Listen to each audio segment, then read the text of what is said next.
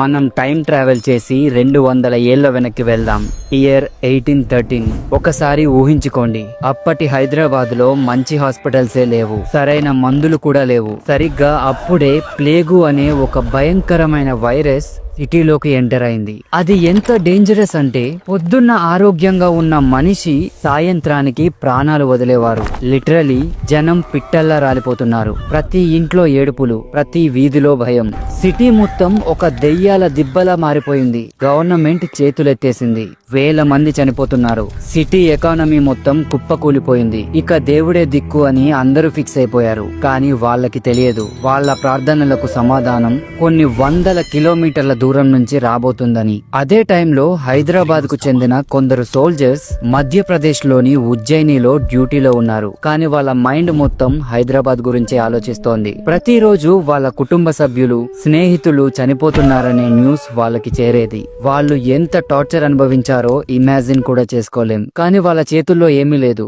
కనిపించే శత్రువు అయితే పోరాడగలరు, కానీ అది కనబడని శత్రువు. అప్పుడే వాళ్ళు ఒక డేరింగ్ డెసిషన్ తీసుకున్నారు. వాళ్ళు నేరుగా ఉజ్జయిని మహాకాళి టెంపుల్ కి వెళ్లారు. అక్కడ అమ్మవారి పాదాల మీద పడి, తల్లి, మా హైదరాబాద్ ను కాపాడు, ఈ భయంకరమైన రోగాన్ని ఆపు, నువ్వు మా సిటీని కాపాడితే మేము తిరిగి వచ్చి నీకు గుడి కట్టి లైఫ్ లాంగ్ బోనం సమర్పిస్తాం అని మొక్కుకున్నారు. ఇది జస్ట్ ఒక మొక్కు కాదు, అది వాళ్ళ చివరి ఆశ.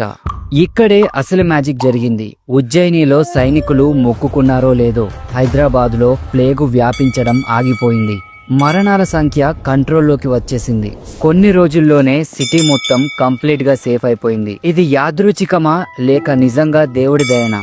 ఇది ఖచ్చితంగా అమ్మవారి అద్భుతమే అని అందరూ బలంగా నమ్మారు. అయితే వాళ్ళు ఇచ్చిన మాట నిలబెట్టుకోవడానికి డ్యూటీ ముగించుకొని వెంటనే సికింద్రాబాద్ వచ్చేశారు. 1815లో సూరేటి అప్పయ్య అనే సోల్జర్ లీడర్షిప్ లో ఉజ్జయిని నుండి తెచ్చిన అమ్మవారి చెక్క విగ్రహంతో ఒక టెంపుల్ కట్టేశారు. ఆ రోజే వాళ్ళు వండిన అన్నం, పాలు, బెల్లంతో చేసిన నైవేద్యాన్ని ఒక కొత్త కుండలో పెట్టి డెకరేట్ చేసి అమ్మవారికి సమర్పించారు. అదే చరిత్రలో మొట్టమొదటి బోనం. కేవలం కొందరితో మొదలైన ఆ వేడుక ఇప్పుడు లక్షల మంది పండుగగా మారింది. ఇంక్రెడిబుల్ కదా? ఓకే, ఇంతకీ ఈ బోనం ఏంటి? Let's break it down. బోనం అంటే భోజనం. ఇది అమ్మవారికి మనం ఇచ్చే ఒక గ్రాండ్ థ్యాంక్స్ గివింగ్ పార్టీ లాంటిది. ఇందులో వాడేవి మట్టి కుండ. ఇది 100% ఎకో ఫ్రెండ్లీ, స్వచ్ఛతకు, కొత్త ప్రారంభానికి సింబల్. నైవేద్యం, ఇందులో ఉండేది రైస్, పాలు, బెల్లం. ఇది హెల్త్ అండ్ వెల్త్ ని సూచిస్తుంది. బేసిక్ గా ఇది ఒక డివైన్ సూపర్ ఫుడ్. అలంకరణ, కుండకి పూసే పసుపు ఒక యాంటీసెప్టిక్, వేపాకులు ఒక మెడిసిన్. ఇది కేవలం డిజైన్ కాదు, దీని వెనక సైన్స్ ఉంది. కుండపై ఉండే ఈ చిన్న దీపం చీకటిని తరిమి కొట్టే జ్ఞానానికి సింబల్. ఆ దీపం ఆరిపోకుండా చూసుకోవడమే ఒక ఛాలెంజ్. ఈ బోనాన్ని మహిళలే తలపై ఎత్తుకుంటారు, ఎందుకంటే వాళ్లే శక్తికి అసలైన రూపం. వాళ్ళు నడుస్తుంటే సాక్షాత్తు అమ్మవారే నడుచొచ్చినట్లు ఉంటుంది. What a powerful visual. బోనాల ఫెస్టివల్లో మరో మెయిన్ అట్రాక్షన్ ఉంది. అతనే పోతురాజు. ఈయన లేకపోతే పండుగలోకి కిక్కే ఉండదు.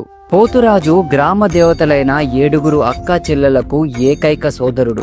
సింపుల్ గా చెప్పాలంటే ఆయన అమ్మవారికి అలాగే ఆ తల్లి భక్తులకి బాడీగార్డ్ లాగా. చూడటానికి ఒక వారియర్ లా ఉంటాడు. ఒళ్ళంతా పసుపు, నుదుటపై పెద్ద కుంకుమ బొట్టు, కాళ్లకు గజ్జెలు. ఆయన లుక్కే అదిరిపోతుంది. ఆయన చేతిలో ఎప్పుడూ ఒక కొరడా ఉంటుంది. డప్పు సౌండ్ కు డాన్స్ చేస్తూ తనను తానే కొట్టుకుంటూ గాల్లోకి కొరడాను జులిపిస్తాడు. ఈ విన్యాసాలకు దుష్ట శక్తులు పారిపోతాయని నమ్ముతారు. ఊరేగింపులో పోతురాజు ముందు నడుస్తూ అమ్మవారికి, భక్తులకు ఫుల్ సెక్యూరిటీ ఇస్తాడు. ఆయన ఎనర్జీతోనే జాతరకు అసలైన ఊపు వస్తుంది. పండుగ ఇంకా అయిపోలేదు.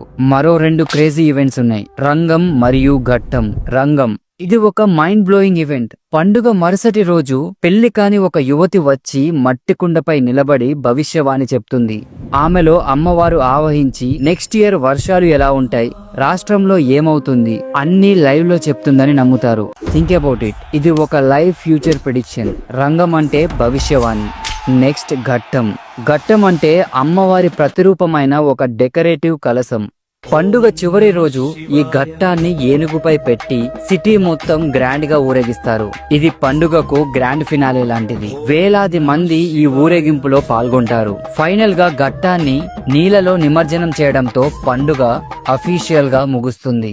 సో చూసారు కదా, బోనాలు ఒక ఫెస్టివల్ కాదు, ఇది ఒక ఎపిక్ ఈవెంట్. ఈ పండుగలో కులం మతం అనే తేడానే లేదు, అందరూ ఒకటే, అందరూ కలిసి సెలబ్రేట్ చేసుకుంటారు. మన పూర్వీకులు ఎంత స్మార్టో చూడండి, పసుపు, వేప, మట్టి అన్ని నేచర్ తో కనెక్ట్ అయ్యేవే. ఈ పండుగ తెలంగాణ సంస్కృతికి అలాగే ఆత్మ గౌరవానికి సింబల్. అందుకే కదా మన ప్రభుత్వం దీన్నే రాష్ట్రీయ పండుగగా ప్రకటించింది. And that's a huge deal. ఆగండి, బోనాల గురించి ప్రచారంలో ఉన్న ఇంకొక స్టోరీ కూడా చెప్పాలి. ఆషాఢ మాసంలో ఆ జగదాంబిక తన అత్తారింటిని వదిలి పుట్టింటికి వస్తుందట. అంటే ఆ కైలాసాన్ని వదిలి మన దగ్గరికి వస్తుందంట. అండ్ ఇక్కడ ప్రజలు అంటే మనం ఏమని ఫీల్ అవుతామంటే అమ్మవారిని మన కుటుంబంలో ఒకరిగా ఫీల్ అవుతాం. సో ఊహించుకోండి, ఒక కూతురు తన అత్తారింటి నుంచి పుట్టింటికి వస్తుందంటే ఆ సందడే వేరు.